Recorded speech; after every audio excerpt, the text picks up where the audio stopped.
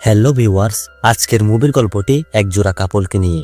এই দম্পতি শহর থেকে অনেক দূরে গিয়ে একটি বাড়ি কিনে এবং এই বাড়িতে তাদের একটি ছেলের জন্ম হয়। এই ছেলেটি খুব তাড়াতাড়ি বড় হয়ে ওঠে। এই ছেলেটি ছিল অন্য সব ছেলের থেকে একটু আলাদা। ছেলেটি তার মায়ের সাথে শারীরিক সম্পর্ক করতে চায় এবং তার মাকে প্রেগনেন্ট করতে চায়। ছেলেটি কেন তার মায়ের সাথে শারীরিক সম্পর্ক করতে চায়, এর পিছনে রয়েছে অনেক বড় রহস্য। শেষ পর্যন্ত ছেলেটি তার মায়ের সাথে কি করে তা জানলে আপনারা অবাক হয়ে যাবেন। সো আর বেশি কথা না বাড়িয়ে আজকের মুভি এক্সপ্লেনেশন ভিডিওটি শুরু করা যাক। মুভির শুরুতে আমরা এক জোড়া কাপলকে দেখতে পাই। এর মধ্যে ছেলেটির নাম ছিল মেট এবং মেয়েটির নাম ছিল ক্যাট। মেট আর ক্যাট এই শহরে নতুন এবং তারা একটা বাড়ি কিনেছে। এই বাড়িটির আশেপাশে অন্য কোনো বাড়ি ছিল না। মেট আর ক্যাট যখন এই বাড়ির ভিতর জিনিসপত্র গোছাতে থাকে তখন তারা একটি গোপন দরজা দেখতে পায়, কিন্তু এই দরজার চাবি তাদের কাছে ছিল না। এরপর মেট আর কেট এই দরজার চাবিটি খুঁজে পায়। তখন তারা এই দরজাটি খুলতে চায়। মেট আর কেট যখন চাবি দিয়ে দরজাটি খুলে তখন তাদের ঘরে থাকা সবগুলো লাইট নিভে যায়। এতে মেট আর কেট অনেক ভয় পেয়ে যায়। সেদিন মেট গিয়ে একজন ইলেকট্রিশিয়ানকে ডেকে আনে এবং বেসমেন্টে চলে যায়। তখন মেট দেখতে পায় এই জায়গায় অনেকগুলো তার। এতগুলো তার এখানে কেন, এটা দেখে ইলেকট্রিশিয়ান আর মেট কিছুই বুঝতে পারে না। তখন ইলেকট্রিশিয়ান মেটকে বলে, এই বাড়িটি তোমরা কেন কিনেছ? আজ থেকে 10-15 বছর আগে এই বাড়িতে একটি মার্ডার হয়েছে। এরপর থেকে এই বাড়িতে আর কেউ আসেনি। এই প্রথম তোমরা এসেছ, হয়তো তোমরা ভুল করেছ। ইলেকট্রিশিয়ানের কথা শুনে মেট অনেক ভয় পেয়ে যায়। তখন সে গুগলে সার্চ করতে থাকে। তখন মেট দেখতে পাই এই বাড়িতে স্বামী স্ত্রীর মার্ডার হয়েছিল এবং এই মার্ডারটি করেছিল একটি ছেলে। বর্তমানে এই ছেলেটি জেলে আছে। এরপর মেট বেসমেন্টে চলে যায়। তখন মেট অনেক ডিপ্রেশনে ছিল। তাই মেট চিন্তা করতে থাকে, আমার কাছে যদি একটি ওয়াইনের বোতল থাকতো তাহলে ভালো হতো। তখন এই বেসমেন্টের লাইটটা অফ হয়ে যায়। এরপর লাইট যখন অন হয় তখন মেট দেখতে পাই তার সামনে ওয়াইনের বোতল। এরপর দিন সকালে আমরা কেটকে দেখতে পাই। কেট মেটকে খুঁজতে খুঁজতে এই বেসমেন্টের রুমে চলে যায়। তখন কেট দেখতে পাই এই রুমের মধ্যে অনেক দামি দামি জিনিস রয়েছে। এই জিনিসগুলো দেখে কেট অনেক অবাক হয়ে যায়।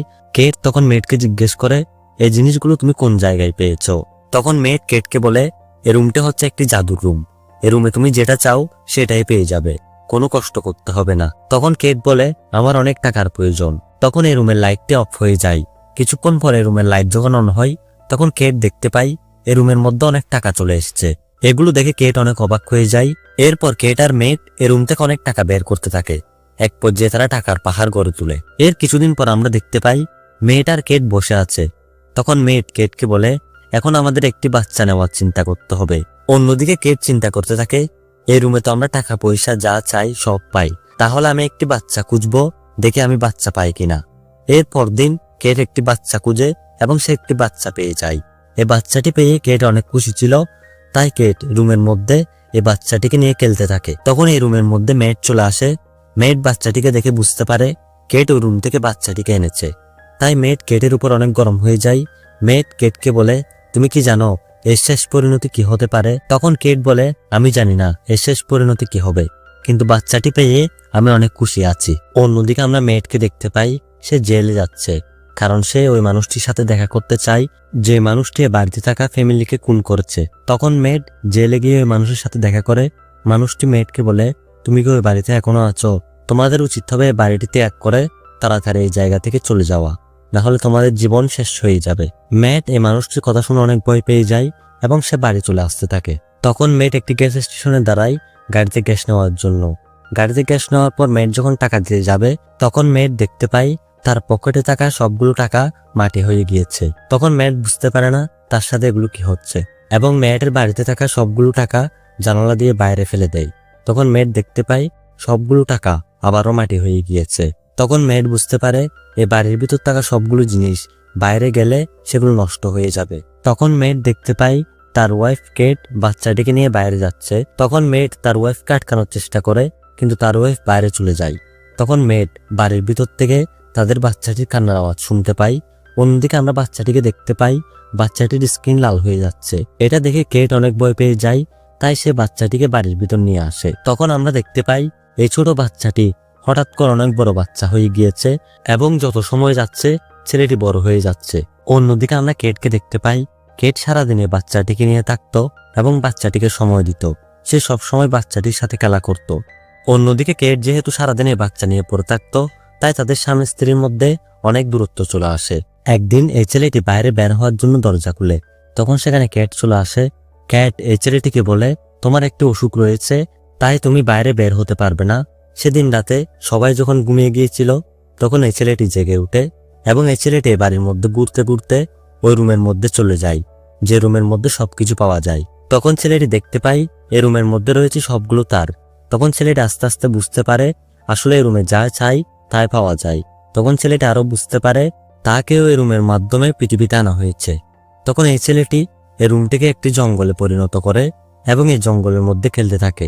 অন্যদিকে ক্যাট এই ছেলেটিকে খুঁজতে খুঁজতে এই রুমের মধ্যে চলে আসে।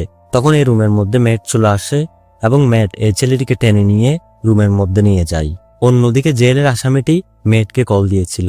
মেয়েটকে আসামিটি কল দিয়ে বলে আমাকে ওই রুম থেকে পৃথিবীতে আনা হয়েছিল, তাই আমি কোনোদিন ঘর থেকে বাইরে বের হতে পারতাম না। কিন্তু এর একটা সিক্রেট রয়েছে, আমাকে যারা এই রুমের মাধ্যমে পৃথিবীতে এনেছে আমি যদি তাদেরকে হত্যা করতে পারতাম তাহলে আমি বাইরে বের হতে পারবো। তাই মূলত আমি ওই পরিবারকে হত্যা করেছিলাম। তখন মেয়েট বুঝতে পারে এই ছেলেটি যদি কেটকে হত্যা করে তাহলে ছেলেটি বাইরে বের হতে পারবে। অন্যদিকে মেয়েট আর এই জেলের আসামির কথাগুলো কেট শুনতে পায় এবং সে অনেক কষ্ট পায়।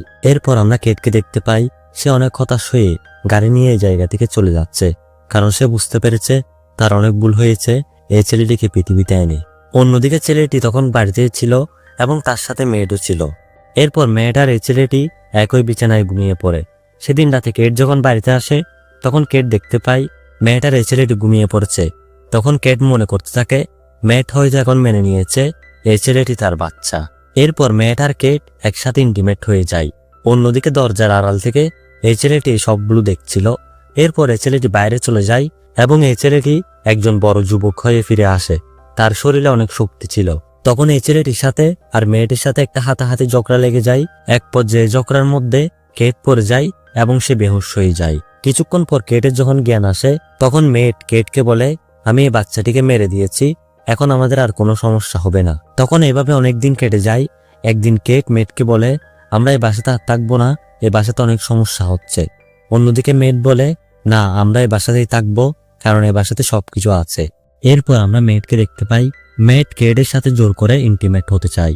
তখন কেট বুঝে যায় এটা আসলে মেয়েট না, এটা হচ্ছে তাদের ওই ছেলেটি যেটা তারা উইশ করে পেয়েছিল। আসলে এই ছেলেটি ওই রুম থেকে উইশ করে নিজের চেহারা এবং শরীর মেয়েটের মতো বানিয়ে নিয়েছে যাতে সে ক্যাটের সাথে শারীরিক সম্পর্ক করতে পারে। অন্যদিকে আমরা আসল মেয়েটকে দেখতে পাই তার জ্ঞান ফিরে এসেছে, তাই সে ঘরের মধ্যে কেট আর ছেলেটিকে খুঁজতে থাকে। এক পর্যায়ে মেয়েট এই ছেলেটিকে দেখতে পাই, তখন মেয়েট আর তার ছেলের মধ্যে হাতাহাতি হয়ে যায়। এক পর্যায়ে মেয়েট এই ছেলেটিকে নিয়ে ঘরের বাইরে বের হয়ে যায়। অন্যদিক দিয়ে কেট বাড়ির ভিতর থেকে দরজাটি বন্ধ করে দেয়। এতে করে ছেলেটি আর ভিতরে ঢুকতে পারে না। তাই বাড়ির বাইরে এই ছেলেটির বয়স অনেক বেড়ে যায় এবং ছেলেটি বৃদ্ধ হয়ে যায়। এক পর্যায়ে ছেলেটি মারা যায়। এরপর কেট আর মেয়েট এই বাড়িটি ছেড়ে অনেক দূরে চলে যায় এবং এই মুভিটা এখানেই শেষ হয়ে যায়। আপনারা যারা আজকের মুভি এক্সপ্লেনেশন ভিডিওটি এ পর্যন্ত দেখেছেন, আশা করি ভিডিওটা আপনাদের ভালো লেগেছে। এই ভিডিওটা যদি আপনাদের ভালো লাগে দয়া করে একটি করে লাইক দিন, একটি করে কমেন্ট করুন এবং আমাদের চ্যানেলটি সাবস্ক্রাইব করে রাখুন।